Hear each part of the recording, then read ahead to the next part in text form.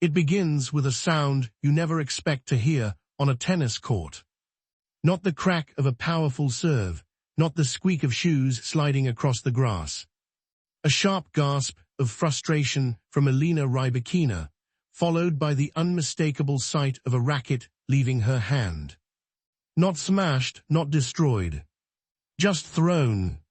A rare moment of pure frustration from one of the calmest players in the sport. And that is the first image I want you to picture. The fourth seed, the Australian Open champion, the player known for her icy composure under pressure. Suddenly losing her cool.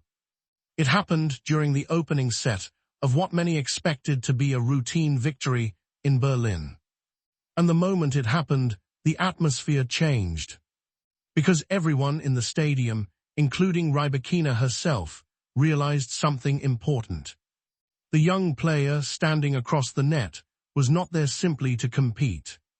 She was there to challenge everything that makes modern power tennis so effective. The official scoreline will forever show that Elena Rybakina won the match in 3 sets. But that score does not tell the full story. What fascinated me was something much deeper. A match that exposed a weakness few players have been able to reveal. A weakness that a talented left-hander named Eala may be uniquely equipped to exploit. To understand why, you have to look at the season Rybakina has been having. She has been playing some of the most efficient tennis on tour. Every movement looks simple. Every decision looks obvious. Yet the results have been devastating. Her serve remains one of the biggest weapons in the game. Her first serve regularly puts opponents on the defensive before the rally even begins. And her second serve has become just as dangerous. Heavy spin, high bounce, immediate court control. The moment the return comes back, she attacks. Fast, direct, relentless. It is a style built to remove time from opponents. And on grass courts, where the ball stays low and skids through the surface, that approach should become even more dangerous. At least that was the expectation. Then came Eala. A left-hander. A problem solver. A player who approaches tennis from a completely different angle. She does not overwhelm opponents with raw power. She disrupts rhythm. She changes trajectories. She forces players to hit shots they do not want to hit. Instead of trying to win points immediately, she slowly takes control of them. A low slice here. A sharp angle there. A sudden change of direction when you least expect it. It is a style that constantly asks questions. And against power players, those questions can become very uncomfortable. Fresh off her grass court success in Birmingham, Eala arrived in Berlin full of confidence.